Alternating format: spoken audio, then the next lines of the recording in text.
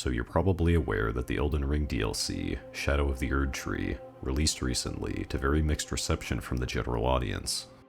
Given that Elden Ring is my favorite FromSoft game, and my favorite game from 2022, I pre-ordered the DLC with no doubt in my mind it would be another legendary release in the company's iconic lineup, a sentiment which was backed up by the largely glowing reviews from critics.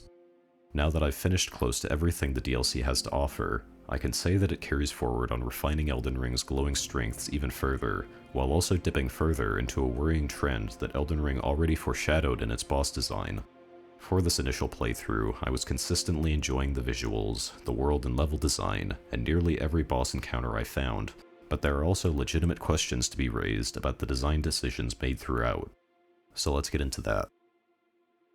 I'm going to order this in terms of elements I'm most positive on first, before getting into more of my criticisms. So let's start with the open world. This is without a doubt the most unique open world of this size I've ever seen in a game, and I was relishing in its novelty throughout this first playthrough. The base game already had a great open world that was fun to initially explore, but Shadow of the Erdtree departs from that standard, and even any other standard for open worlds, in how the world is connected. In the base game, I often found myself looking at the map the game gives you and just riding my horse straight to a location that looked promising, which isn't a particularly interesting way to go about exploration. This is a problem which permeates open world design that the base game of Elden Ring didn't bother trying to reinvent, and it makes replaying the game a bit more tedious due to all the linear horse riding from point A to point B. Shadow of the Erdtree instead makes much more interesting use of the map by setting up intrigue for eventual discoveries, as the Realm of Shadow is full of areas that you can't simply run straight towards in an open field. It's as if the FromSoft team took note of the psychological effect revealing the Moonlight Altar on Liurnia's map early had on players, and replicated that effect 20 more times across the entire DLC. Thanks to the sheer verticality of the open world that blocks simple point A to point B routes, the map is no longer simply funneling you new point Bs to run straight towards, and it rather points out areas of intrigue while not explicitly providing the paths to those areas, which makes for far more interesting exploration.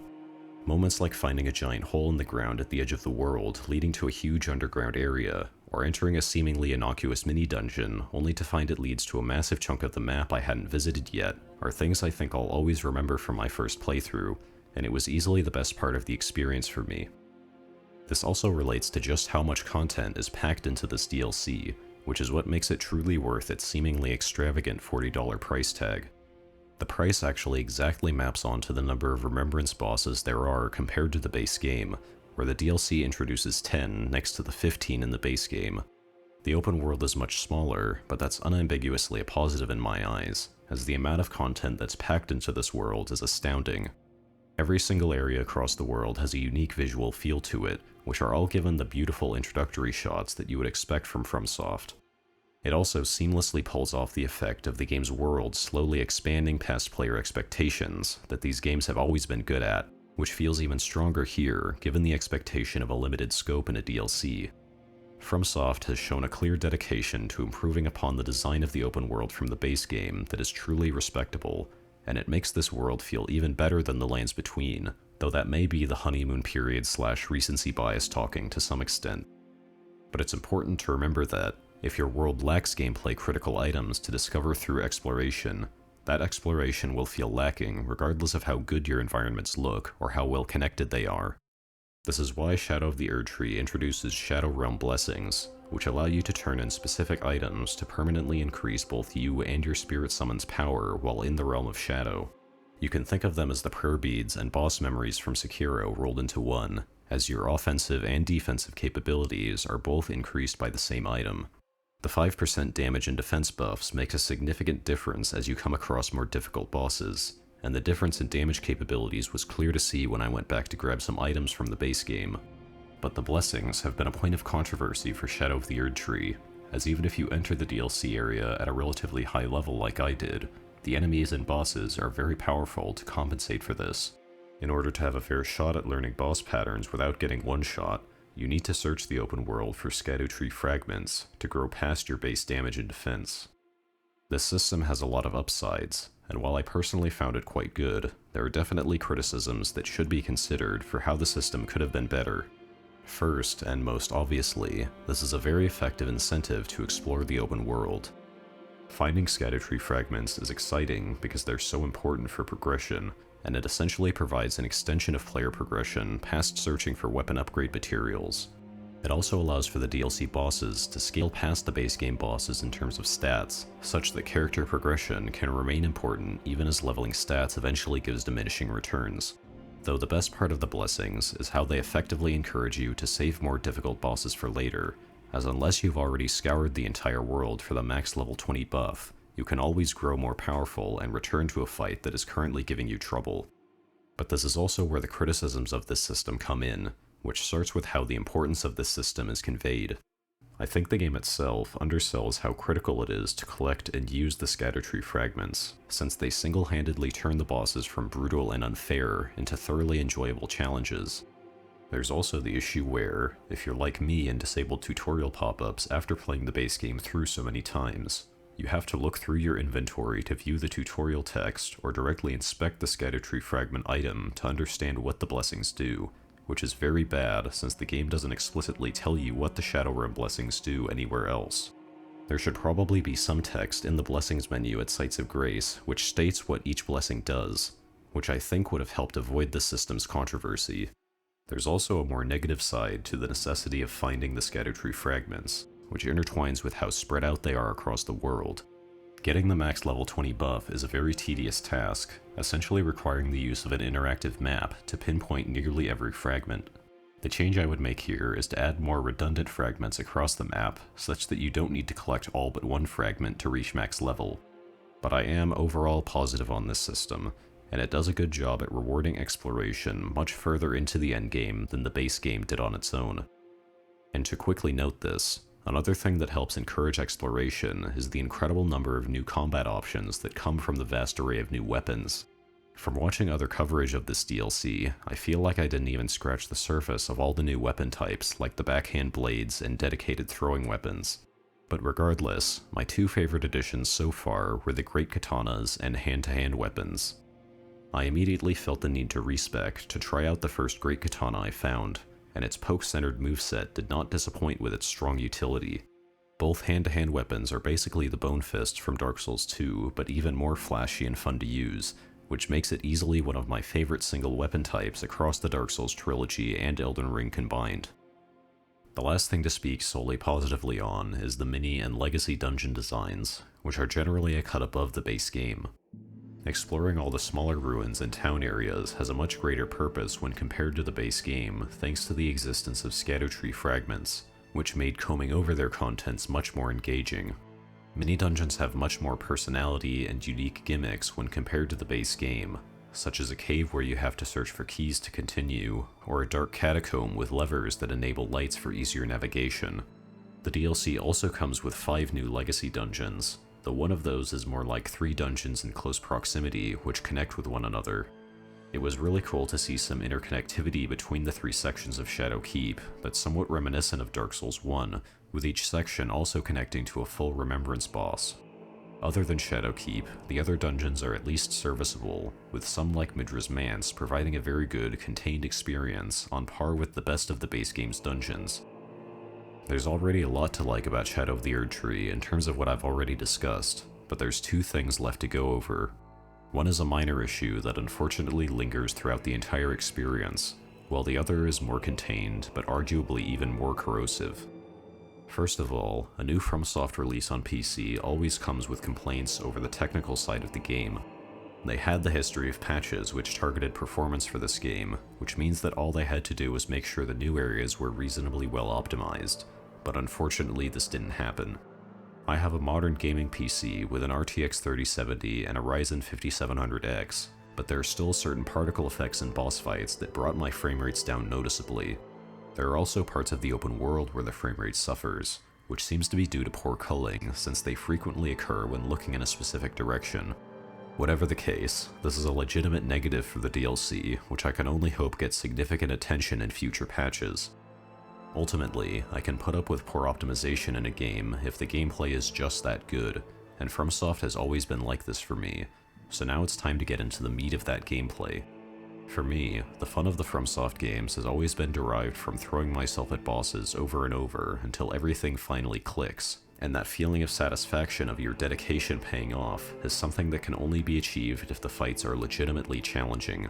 By legitimately challenging, I do also mean challenging in a legitimate way, which I'll get into later. But I'm going to start out very positively here, as so many of these fights are incredible. The majority of the Remembrance bosses feel like substantive additions to the lineup of classic FromSoft bosses, and they don't hold back on the visual spectacle either. In service of acknowledging the positives for bosses, here's a quick list of highlights. Radahn was a really difficult fight that set the tone for the rest of the DLC since she appears very early on. It was a lot of fun to throw myself at her for a full hour with my likely underleveled character, and it helped me get in the mood for another set of brutal FromSoft bosses to enjoy. Romina was the first boss I finished that really wowed me in terms of both visuals and gameplay. The boss itself looked incredible, it used its interesting design in interesting ways for attack animations, and the fight felt manageable while still keeping up the pressure of attacks in key areas. Probably one of my favorite bosses from the DLC, and one of my new favorite overall bosses in FromSoft's lineup as well. Mesmer was obviously one of the bosses that was hyped up the most in the marketing for the DLC, and it did not hold back on both spectacle and challenge. I really loved learning to exploit his thrust combos and sweeping flame attacks, and learning the second phase felt fair since the serpent attacks offer more openings than his base moveset does. I also spent about an hour fighting him, and it was even more fun than Radahn, in no small part thanks to the incredible visuals and inventive attacks in the second phase. I was probably overleveled for the Putrescent Knight, though I can still appreciate the great character design and the interesting attacks that arise from it. The way the knight separates from its horse to attack from two angles simultaneously was so incredibly creative, and it really highlights how much a variety in boss designs and movesets help the FromSoft games more than it hinders them, as much as many of the giant bosses get a bad rap compared to the duels with humanoids. Midra was undoubtedly the best boss in the entire DLC, and I consider it up there with FromSoft's all-time great bosses. An incredible introductory cutscene, stunning visuals, a well-rounded moveset with fairly telegraphed yet punishing attacks with the threat of the Madness debuff, and a great musical theme coalesce into one of the best boss fights FromSoft has ever made. It also came at the end of a memorable area of the world, with one of the better legacy dungeons the DLC has to offer, which further cements it as an all-timer with the build-up to its fantastic payoff. Bale is, for the time being, tied for the best dragon fight across the FromSoft games for me. I think I'll have to go back and fight Midir again to decide which is better, but Bale truly brought me back to the experience of struggling with and ultimately overcoming Midir for the first time. It suffers from the typical dragon boss trappings of an unruly camera and a general lack of visual clarity, but it's a fight that can still ultimately be learned and mastered despite this. As you can tell, I'm mostly positive on the DLC's boss design as well, as even other Remembrance bosses like the Erdtree Avatar and Dancing Lion were fun and memorable fights. However, before getting into the most important discussion of the most important boss, I do have to note what issues there are with the mini-bosses and field bosses. Aside from the blessing system and the boss difficulty in general, the other most common complaint with this DLC is the reuse of enemies from the base game. Shadow of the Erdtree does reuse enemies like the ulcerated tree spirits and tree sentinels, which is going to be an issue which bothers some more than others. If you were fine with the reuse of bosses across the base game, you'll probably be fine with the relatively sparse repeated appearances here. You'll also have to go somewhere else to hear someone complain about this issue in detail, since I'm one of those people who isn't too bothered by it, as there's plenty of brand new, exciting boss encounters to be found across the DLC's world, and the reused enemies are still just as fun to fight as they were in the base game. But there is one instance of this that felt very lazy even for me, which is the entire Jagged Peak area leading up to Bale. This area is one of the most visually stunning locations in the entirety of Elden Ring, but they severely dropped the ball in terms of gameplay, since the entire area solely consists of dragon boss fights copy-pasted from the base game, one of which is probably the absolute worst, most pointlessly frustrating dragon boss FromSoft has ever made. Yes, it might even be worse than Ancient Dragon from Dark Souls 2. I found no other enemies on my way to fight Bale in this area, which feels like a total waste of such a good setting. It would have been interesting to see some humanoid enemies to fight in this area, maybe in a settlement of dragon cultists who are devoted to Bale. They even could have reused the humanoid dragon NPC from the cave which led to the Jagged Peak, which could have allowed for some interesting environmental storytelling and more lore about the dragons and their followers. As it stands, Jagged Peak is disappointing as a lead up to a great boss, which only hurts the boss's positive impact on the experience. And now that I've gotten through all that, it's time to get to the big one. I'm going to quickly reiterate my spoiler warning here. If you clicked on this video figuring I wouldn't be spoiling the final boss of the DLC, this is your time to click off, since the identity of the boss itself is a surprise reveal to some extent. I wasn't planning to write out a whole script talking about Shadow of the Erdtree, since up until I reached the DLC's grand finale I was having a fantastic time, and the bosses provided an ideal level of challenge for me. But when I saw what the final boss turned out to be, and when I saw the general FromSoft community's reaction to it, I felt like I had a few things to say about it. I'd first like to say that I've heard from lore enthusiasts that Radahn being the final boss is sort of odd lore-wise, but seeing as how I know next to nothing about the lore of Elden Ring overall, I can't pass any judgment there. What I can say is that Radahn being the final boss is odd from a purely visual perspective, since he's already a boss in the base game. There's nothing particularly interesting or new about his character design, no immediate visual remnants of the effects of using Mohg's body as a vessel, and as some have pointed out, it almost feels like a high production value fan-made model for Prime Radahn. I think there could have been some interesting twists on his design that could have made for a more interesting visual impact by incorporating more of Mohg's body, but these are nitpicks in the grand scheme of things. The first phase of this boss very closely borders on the realm of stupidly difficult. After trying it out with several different builds over a few hours, I was able to start getting to phase 2 semi-consistently, so it's not atrociously bad to the point where you have to get lucky to find an opening. Instead of finding an opening being a game of luck, it's a game of very high precision, as this version of Radahn is probably the most aggressive boss in the entire game, even more so than Malenia or Godfrey's Phase 2. He will shut down your healing if you're just a bit too close, he will punish you if you try to get a tiny bit too greedy with your attacks, and he will launch into new combos in less than a second after he finished his last one. In particular, there are two highly questionable attacks in his moveset, both of which are absurdly fast and seemingly just serve to catch you when you go for an attack that would otherwise be totally safe. The first is this attack, where Radahn swings both his swords at once, which comes out in about a half a second. Keep in mind, you don't just need to press a button on reaction, you also have to discern this animation from the other startup animations, where he also moves his sword in a similar way, which all carry much more of a punishment if you panic roll. The period of time Radahn has to wait after most of his combos to attack again is also very short, which compounds this issue further. Though, since this attack does so little damage and only puts you in minor stagger, you can usually just tank the hit and continue the fight as usual. What's worse is this gravity magic attack, which pulls you in from an absurdly long range, which looks very similar to another long-range gravity magic attack that punishes panic rolls. I dodged this attack maybe twice over my hours of attempts at this boss, since it's another attack you can usually just face tank, but there's a specific scenario I ran into multiple times due to this attack's range where, if he starts the attack at around the same time you make the input to heal, it will come out and hit you before the heal goes through. The worst instance of this was when the wind-up animation was completely blocked from view by a blood flame explosion, which essentially made it impossible to determine that I was about to die. Overall, Radahn's Phase 1 is oftentimes very annoying, but you can learn to get through it with minimal healing resources spent given enough time. Phase 2 is what turns this fight into the absolute worst dude in armor fight FromSoft has ever made, and possibly the worst single addition to a DLC they've ever made. And yes, that includes the co-op areas from Dark Souls 2.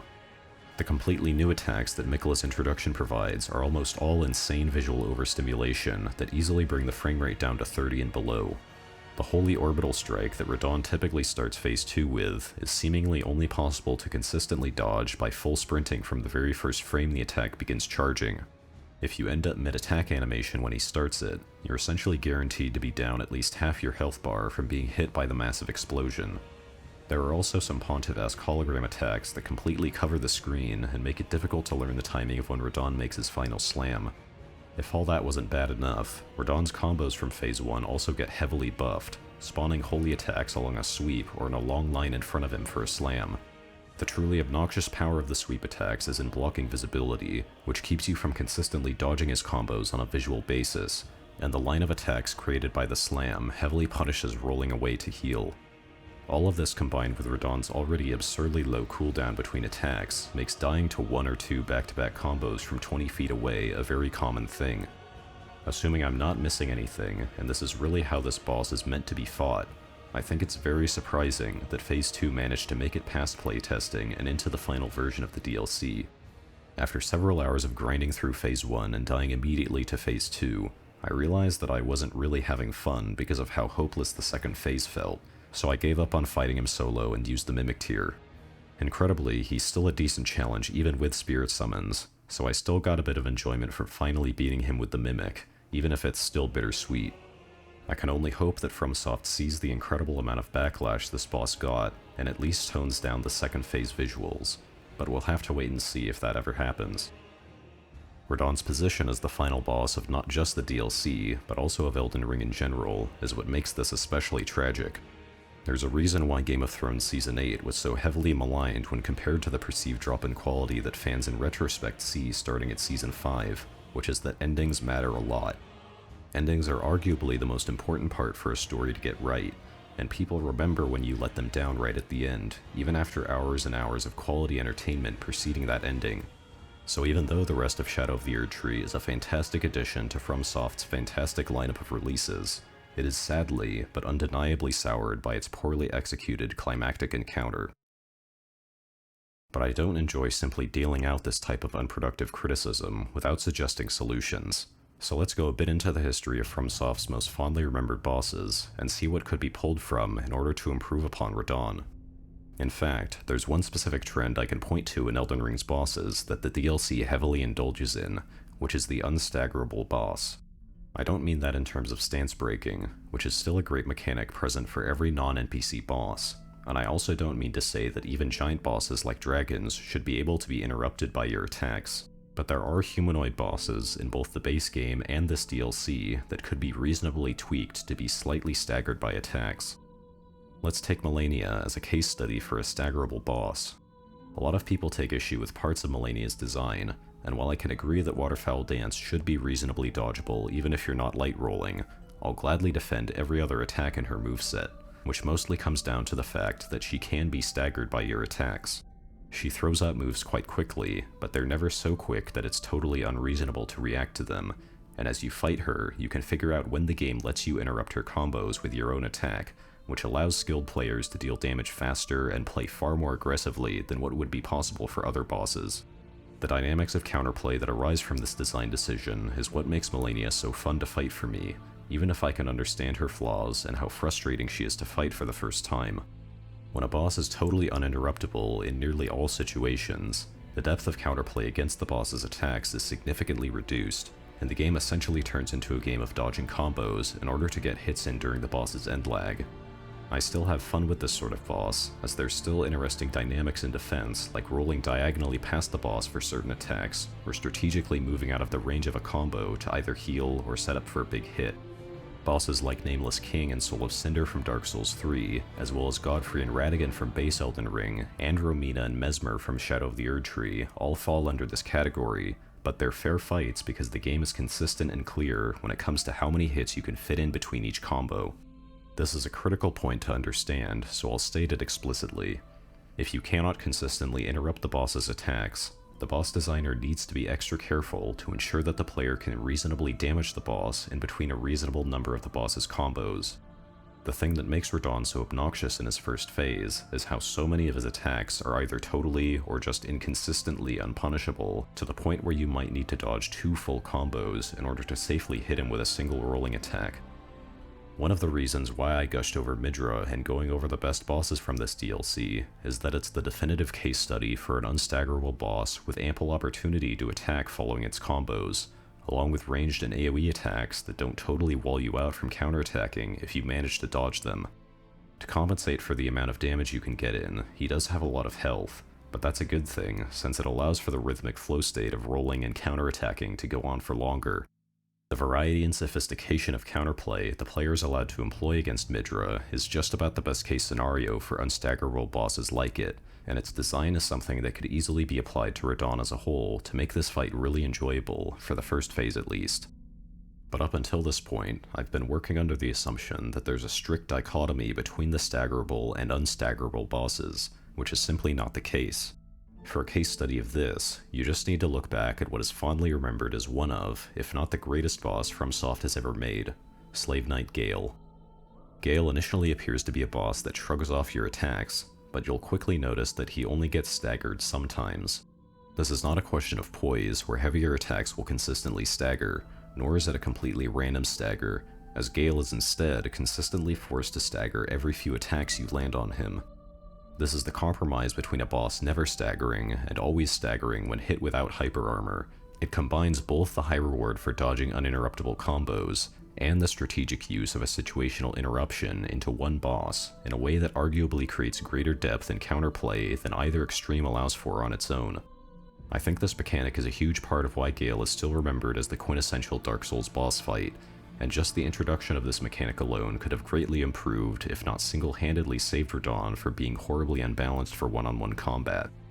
Tweaks to Phase 2 projectiles and their visuals should still be made, but there's no doubt in my mind that making this boss semi-staggerable would make it far more interesting and balanced than it is now. But what's most worrying about Radahn is how this fight shows a willingness on the part of FromSoft to push the boundaries of how fast and aggressive their unstaggerable bosses are allowed to be. This is ostensibly a design decision made in the name of difficulty, and it's more justifiable if you assume that these fights are being designed around the use of spirit summons, but I think they've crossed a line here that I never expected FromSoft would ever cross, where the difficulty is legitimately beginning to infringe on the fun of repeatedly throwing myself at the boss and slowly learning its moveset. The more you learn Radahn's moveset, the more you realize you have to play in an extremely passive manner in order to safely deal damage, and the more that dance of dodges and counterattacks slows down and becomes too heavily weighted on the defensive side, the more tedious the game becomes to play.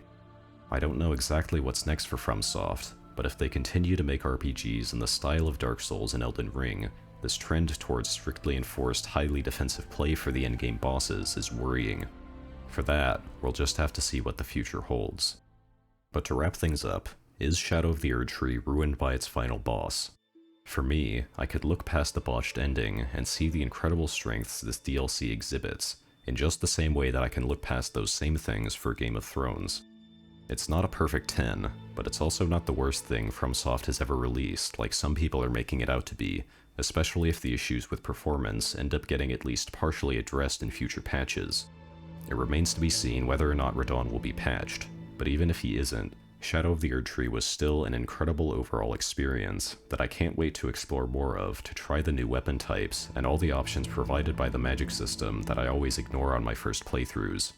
These incredibly dense, meticulously hand-designed experiences don't come around every year, so it's good to hold on to the ones we end up getting, even if they aren't totally without flaw.